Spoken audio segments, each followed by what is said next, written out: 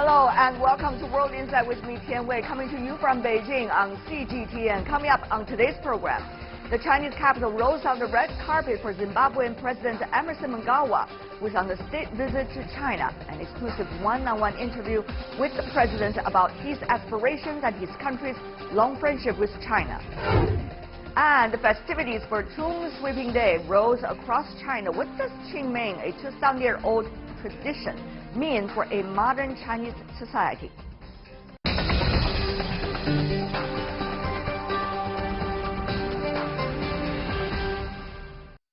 We begin in Beijing, where we had an exclusive interview with Zimbabwean President Emmerson Mnangagwa. Mnangagwa was on a state visit to China from April the 2nd to the 6th at the invitation of Chinese President Xi Jinping.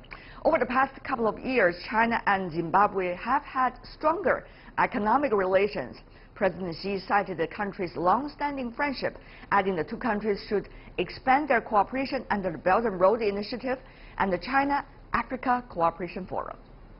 Welcome to China. This is Mnangagwa's first state visit to China as Zimbabwean president.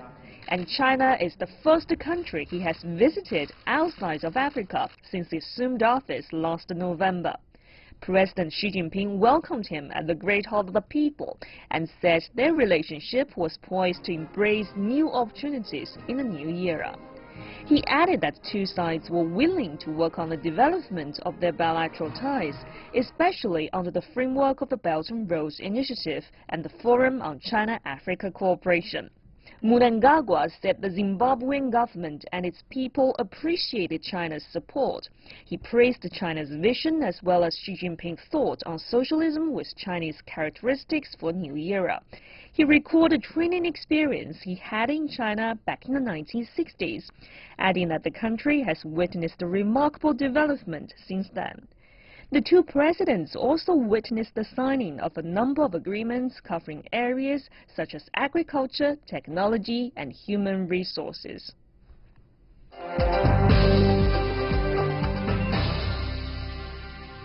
How would you assess your trip so far? It has been a resounding success. I had a very long discussion with His Excellency, the President of the People's Republic of China, His Excellency Xi Jinping, and we covered an array of issues, both political, economic, regional, and international. And I'm so happy with the chemistry that has developed between us. What would you say on the top of the agenda? Zimbabwe is going through a new dispensation, and there's a lot of hope and expectation in the area of economic growth and expansion. And we have come here to the People's Republic of China as our first call outside Africa to talk to our closest friend, which is the People's Republic of China, and laying bare our economic challenges we are facing at home. I'm glad to say in all areas that I have raised with my delegation, we have received positive replies to those challenges. And I'm so confident that the assistance we are going to receive from the People's Republic of China in terms of grants, in terms of loans, will see us implement the vision which we have to grow our economy as well as to deepen our economic cooperation. Since, Mr. President, you are coming into the office at the end of last year, you are having a lot of plans in mind for moving forward, particularly when it comes to economic development. Help us to understand what exactly is in this blueprint and how is that interacting with China? Well, let me say that the last 18 years of our history as Zimbabwe has been dominated by sanctions imposed on our country by the West. That was the dominant crippling factor in our situation. But since the new dispensation and the dawn of the new dispensation, we have said yes, we have been enjoying excellent political relations with the People's Republic of China, and to some extent cooperating with us and assisting us during those hard times. But we have said Zimbabwe is open for business. And I can assure you that the rest of the international community has indicated by giving positive green indication to cooperate with us in the area of attracting foreign direct investment into Zimbabwe. But with regard to specifically to the People's Republic of China, I'm happy that I am here. In the areas that I have raised, it could be in the area of agriculture, in the area of mining, in the area of infrastructure development, in the area of human development, in terms of skills transfer, technological transfer. I've received positive response from the People's Republic of China. Now I know, Mr. President, you are on your way to Anhui Province and also to Zhejiang Province. I wonder what are some of the key areas you are looking into during this trip? Anhui Province is an agricultural province. And as you may be aware, Zimbabwe is primarily an agricultural country. And my administration has identified the need to modernize our agriculture, mechanize our agriculture. And as we travel to Anhui, we believe that some of these things will be made available to us. When I say we need to modernize our agriculture, we need to make sure that the land which we have acquired under the land reform program is going to be very productive to the maximum in terms of yields. Mechanizing, I mean that we need to empower our people, our farmers.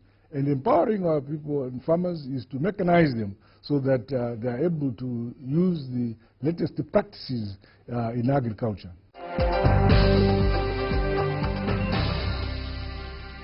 You also talk about infrastructure, Mr. President. As we understand, the Belt and Road Initiative, which is a proposal brought out by China, but certainly a partnership that needs to be built by all, is about not only basic infrastructure, but also about connectivity. Let me say the Belt Road Initiative is actually a vision of the century. This is designed to establish connectivity between all nations. Today, the world is a global village, and we are all connected. Whether we are on the coast of the seas or we are landlocked, there is need for us all to be connected. With regard to Zimbabwe, we are on board. I've indicated that we would want to come on board. As our economy grows, the cargo that will come to Zimbabwe, the cargo that will go out of Zimbabwe to international markets would require infrastructure, that is rail and roads. And for that reason, we can benefit from this initiative so that we also establish connectivity through modern rail to the sea, through modern highways to the sea. That is very important for Zimbabwe. And I can assure you that Zimbabwe is on board. It is on board, but at the same time, how to make sure it is going to be a project of continuity and continuous prosperity. That comes to the feasibility of the project, it comes to the commercialization of the project, the viability of the project. Mr. President, when it comes to those issues related to infrastructure, your thought? You understand that if we attempt to develop ourselves in isolation, it will take long. It is necessary that our domestic economies in Africa begin to talk to each other. And again, if we did that on our own, it will take long. But with this connectivity, which China has brought about, it's a vision where there is collective responsibility, collective supportive measures that will be given to countries in order to achieve this connectivity in terms of infrastructure. So I believe that it's a benefit, it's a plus to the current African's continental free trade area. It contributes to that vision, and it marries very well. So I have not done that. Every single African country, AU in Africa, will take advantage and come on board. Now, economy seems to be on the top of your agenda. And that is the way to go if you look at China's road over the past 40 years, reform and opening up. But to you, Mr. President, what would be the biggest challenge at this point? Our economy, as a result of the 18 years of sanctions, has gone down. So this is why I have said, is my current mantra, Zimbabwe is open for business. I would not focus and stress the issue of political relations because they're already excellent. It is necessary now that we run with a program that uplifts our economy, so that the same relationship which we have at political level should be the same with economic cooperation and relations with our friendly countries and those who are willing to come on board on a win-win basis. And in that process, Zimbabwe develops. So this is my priority, that Zimbabwe must develop, and Zimbabwe is open for business.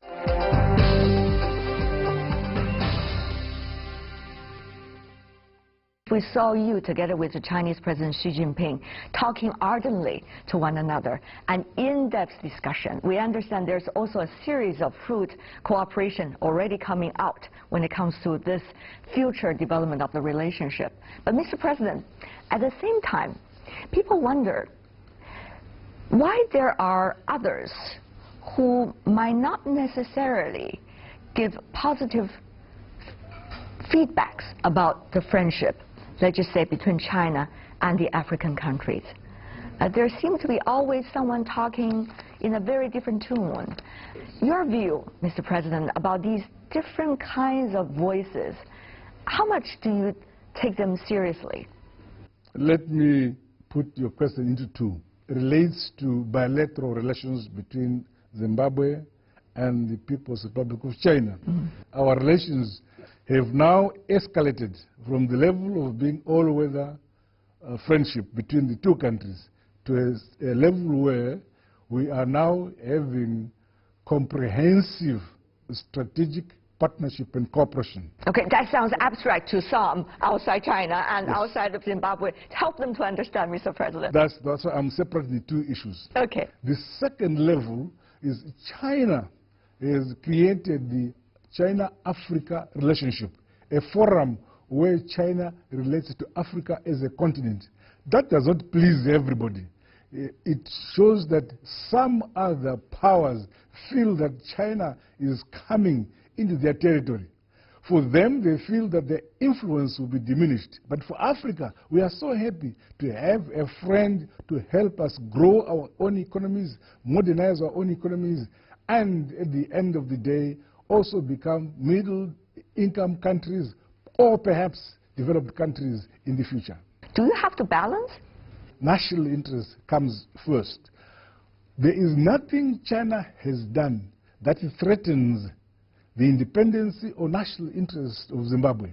But there's a lot Western countries have done to threaten our sovereignty, political and economic sovereignty as Zimbabwe. So we will embrace all countries who would share with us at mutual level, and they say mutually we can cooperate. But as for China, there is not even a moment when we can think that China is a threat to our national interests. What are the priorities to your national interests, just for the record? Our priority nationally is to develop ourselves as an independent country, grow our economy, improve the standard of life of our people. That's national interest. And in that process, we would want to be respected as we respect other sovereign states. There were talk coming from some institutions or countries suggesting China was adding debts to African countries. China was giving African countries even heavier financial burden as a result of providing aid earlier. Mr. President, I don't know, how do you see these kinds of quote-unquote accusations? In my visit, I have received so many grants that cannot be embedded into the debt Zimbabwe has. We have also secured loans that are directed to fund capital projects, and that again does not add to our national debt, but it is being productive and progressive. I think it is the same. What is applying to Zimbabwe, I think, is the same that applies to the rest of African countries. If there are instances where China's assistance to Africa has become a burden, I'm not aware. But it is necessary that the developed countries stretch their hands to those countries which are developing to assist them develop. And that should not be considered as a burden when such assistance is extended to countries to develop. We talk about China and Zimbabwe. Of course, there's upcoming China-Africa summit later this year. I just wondered, how do you and your colleagues are going to prepare for that occasion, and what are likely to be the topics that you would like to put on table for discussion, Mr. President? At FOCAC, generally, like in the last one, which was South Africa, Yes. the relationship between China and Africa was such that a huge fund was put on the table.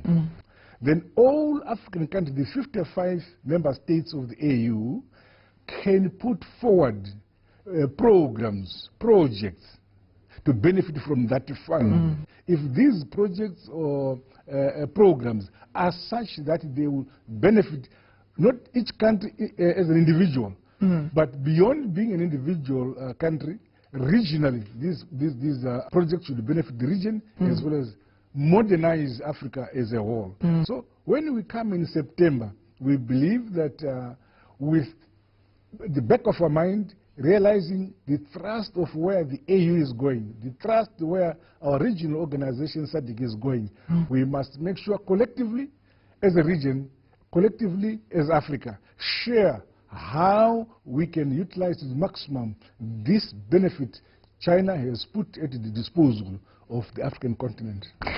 It's what you said, very significant, Mr. President. It seems that you are saying this is not only a forum for relationship between China and Africa, but rather this is a forum, also a platform for African countries to discuss among you all to come up with the best consensus ever.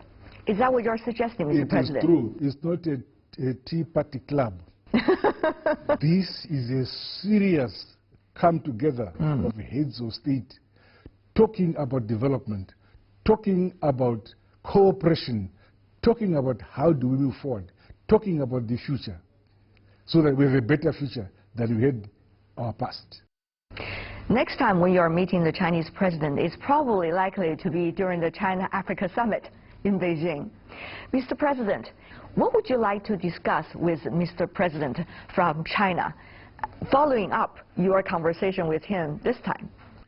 Some of the projects which we have discussed, I believe that we will begin to seeing the implementation by September this year. Issues like the Wange 7 and 8, where we are going to have Unit 7 and 8 of Wange power station, which will increase our energy by another 600 megawatts. I believe that by that time it will be implemented. We have projects like the implementation of the construction of our parliament, the Harare, now Robert Gabriel Mugabe's International Airport. I believe that by that time those things will be there. The construction of dams, I think, will be begun implementing such projects. So there's a lot to talk about. If there's any delay, again, there's an opportunity to say, let us interrogate our decisions of April. Why has these things not happened? So it's an opportunity again to review whether our implementing agencies are matching our vision as leaders. Mr. President, you've been in politics for decades. Well, I think so. I just wonder, what does it take, Mr. President, to be that persistent over the years? It is my belief that you give your all during the time you have the capacity to do so. And I think I have that capacity currently to do my best to uplift my country. And fortunately, the vision of my current administration is shared by all of our people in Zimbabwe. And with that expectation and collaboration and unity, I think there is no impediment to achieve our goal to grow, to modernize, and to develop. And this is why we are saying, with the abundant resources in our country, and with support from external technologies and the skills, we should be able, within 10 years, by 2030, bring Zimbabwe to a level where it becomes a middle-income country. Thank you so much, Mr. President, for being with us here and for sharing your time in Beijing with us. Thank you, Madam.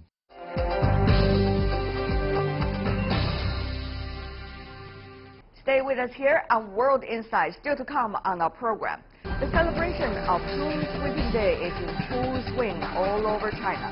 What does the ancient festival of Qingming mean for a modern Chinese society? This right after this break.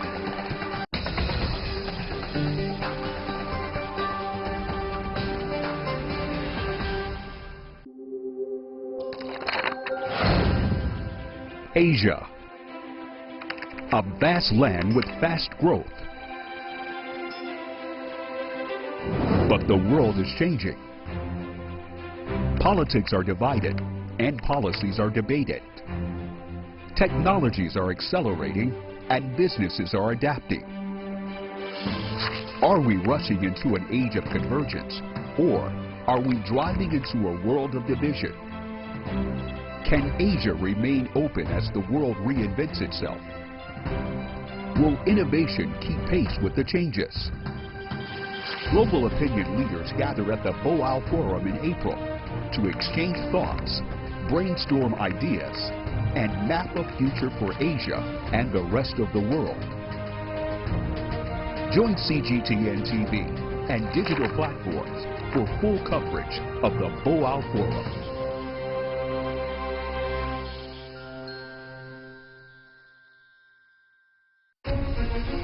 Images may appear to be identical, but looks can be deceiving. The difference is not always obvious. It has to be discovered. There are always different sides to a story. We put the focus on the details. To see more, to understand better. CGTN. See the difference.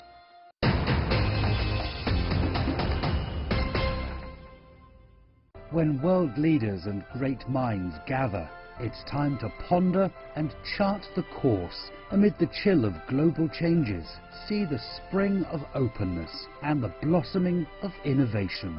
World Insight's host Tian Wei brings you fresh views and meaningful talks on site. Tune in to World Insight for its special coverage on the Boao Forum for Asia Annual Conference 2018.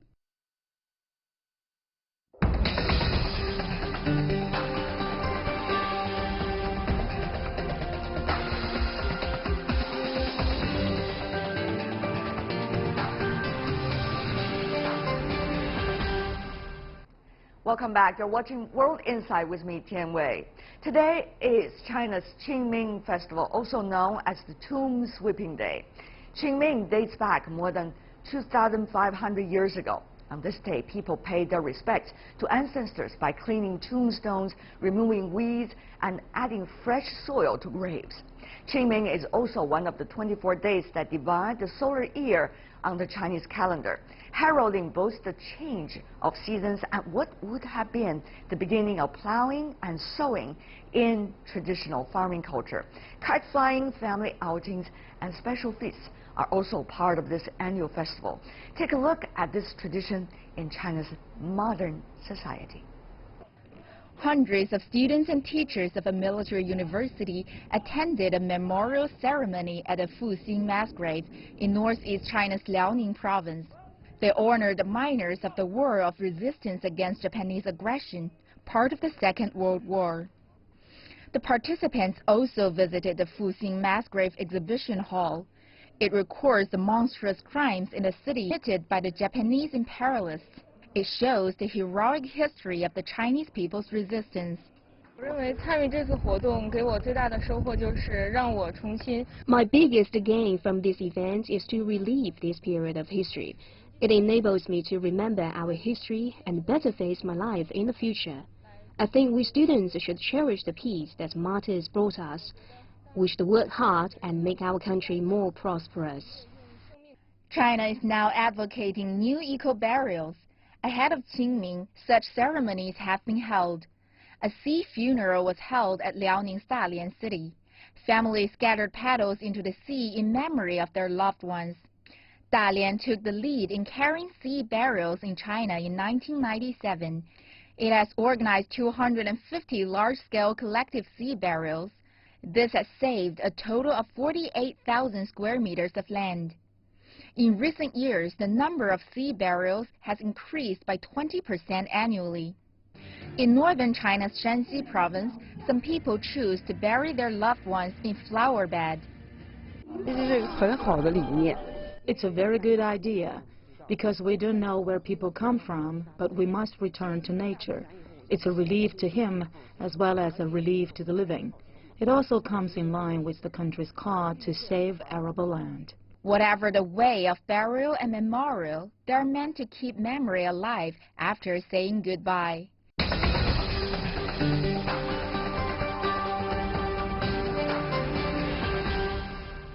For more on the Qingming Festival, we are joined in our Beijing studio, Hanhua, a media and communication consultant. Welcome to our program. Good to see you again. Thanks for having me. And also Harvey Zolden, a research fellow at the Center for China and Globalization. Welcome as well, sir. Thank you. Well, this is a special day for Chinese, isn't it, Ms. Han? Tomb sweeping. It is a day to reflect upon the history and look forward to the beginning of a spring. Yes. To you, what exactly is it? It's a tradition. It's definitely not only a family tradition, but a nation's tradition to reflect our culture and to pray for the ancestors, not only for the family ancestors, but also for the ancestors, for the whole nation's development, especially in the new era. It's a good day or a good holiday to have reunion with family, friends, and with the souls of our ancestors at the same time. It's also the season to welcome the spring finally and do some spring activities like outings, like a feast, like flying kites. You're already ready to celebrate. I can see that. Yes, I did the tomb sweeping several days ago to avoid the traffic jam on the special day, on the exact day. I have to say I did the same for my family and Yes. the people that I loved who passed away. But this is not the time to only express our sorrows, but rather it is about the time to pick up the spirits. A mixed feeling. Yes, and also to look forward to the future. But Mr. Zoldan, I mean, in different cultures, there are different ways of celebrating this day. We have different relevant days in different cultures, even though it's not called Tomb Sweeping Day. But to you, what exactly is the meaning behind such a day? It's very important to remember people that we loved, or people who even came such a long time ago that we never got to know, who are responsible for us being here, and to honor them, to remember them, and the example that they set. Exactly. If you are thinking about your family, what would be the one that would you share with us? I think about my mother, who passed away many years ago, and the many happy times that we had together, and the joy that she gave many people, and also that because of her, I'm here. Did she know that you're here? No. I'm sure she will be very happy knowing this fact. I know. It's great to have you share the story. What about for you, Ms. Han? You know, I was born in Hangzhou, and my grandparents are buried in Hangzhou. So even though I cannot visit them on the exact day to Hangzhou, but Hangzhou is like a city for Qingming Festival, for the spring. So when I think of them, I think of my hometown, and I think of the culture it brings to me in the dreams.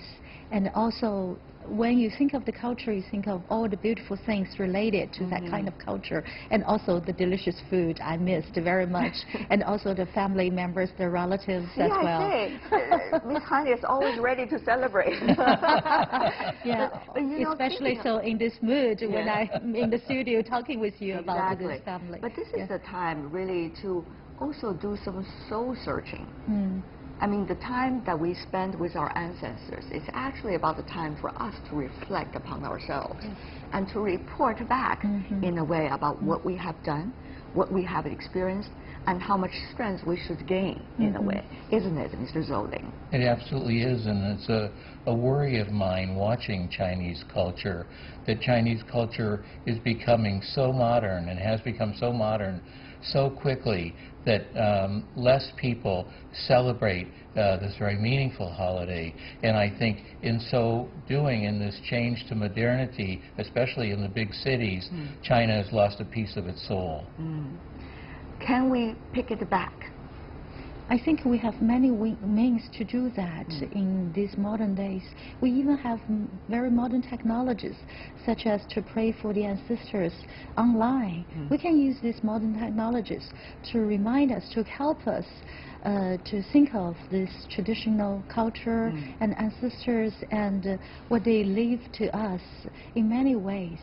And we also want to, from the format, from the surface, then we can do something like you said, the soul searching through other means as well.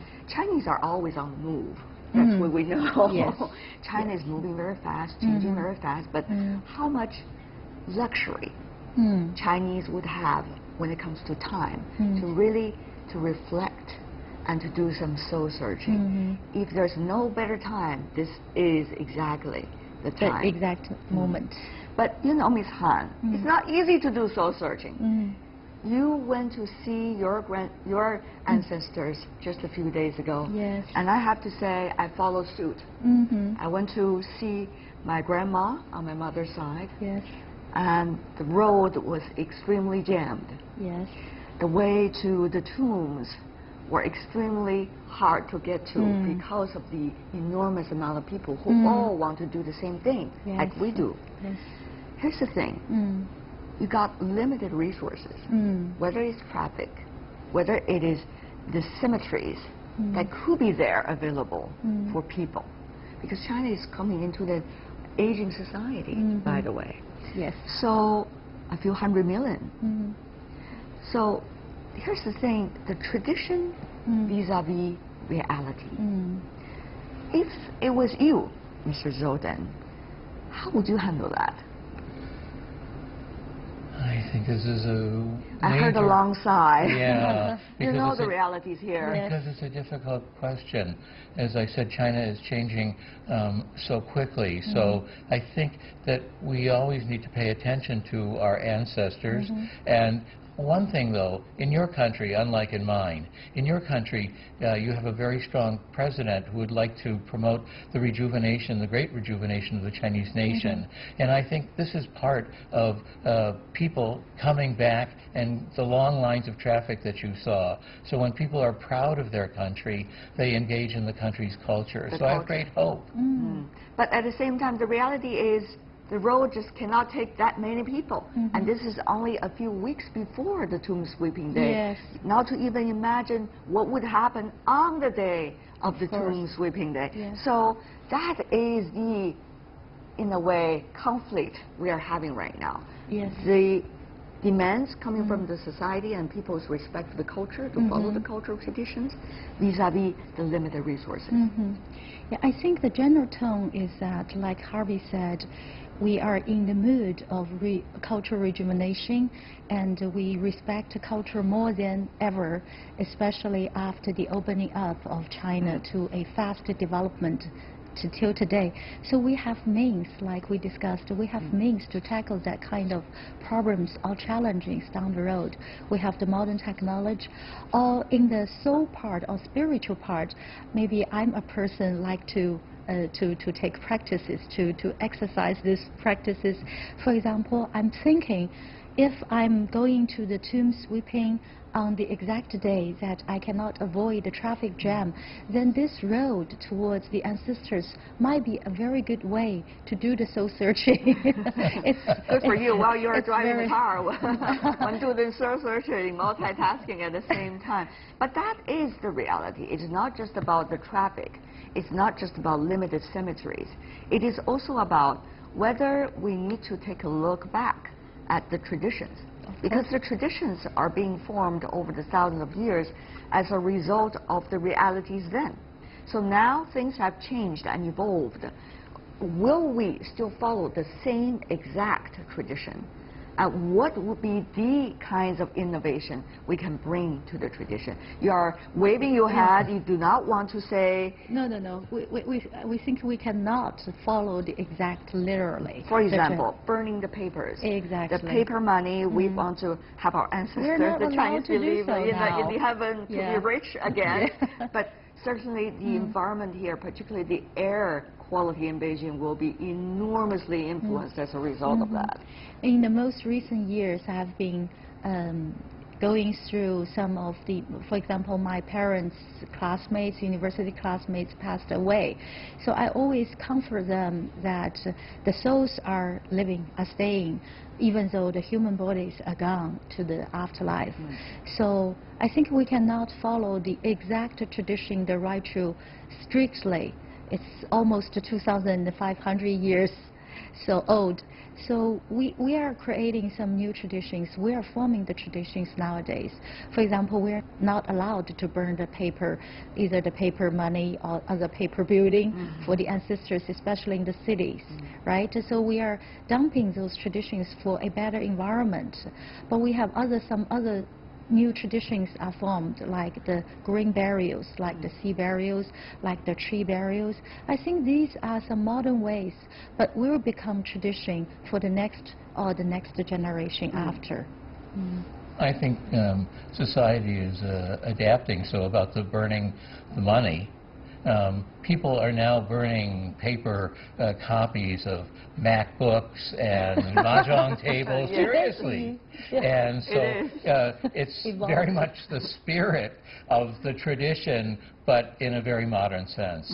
But certainly those cannot be burned either, because in the city. It is banned already in the city to burn anything on this day because of the environment. Having said that, though, this is only tradition related to how we remember the ancestors and how we, in a way, pick back the spirit that they have left with us with legacies. The other thing is, whatever the festival is, no matter how heavy the theme is, there's always the reunion. There's always the celebration. That probably is one of the biggest things related to a traditional Chinese festival. Mr. Zoldan, I don't know whether you have noticed, these festivals, plus the Spring Festival, is the best way for a family, a big family, to finally get together. Yes, I've Here noticed. comes the celebration part. But your part is going to come very soon, the outings and the celebrations. But one thing that bothers me, and it's happened in my country over the course of about 100 years, is American families used to be multi-generational farm families, 3 generations sometimes, whereas in China, this also has been the norm for thousands of years.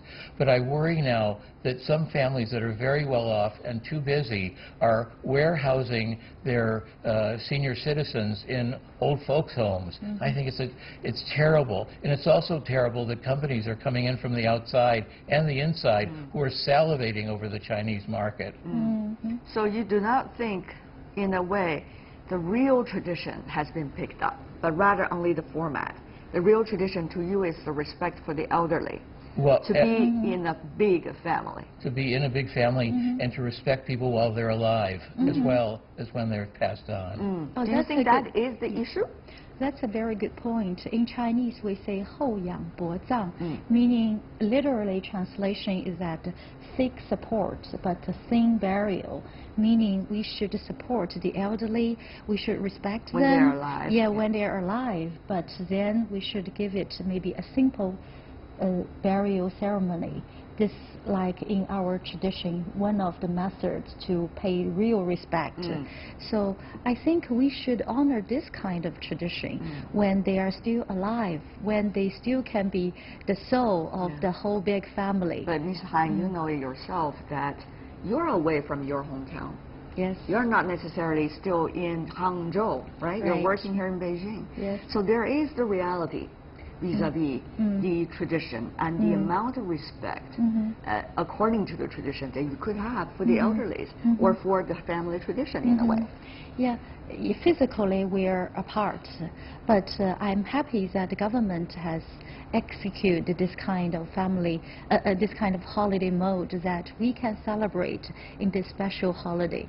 We can try our means, even though not on the exact day, but we can find means to get together with them. And whenever we get together them, it's like a respect, family reunion, legacy picking up.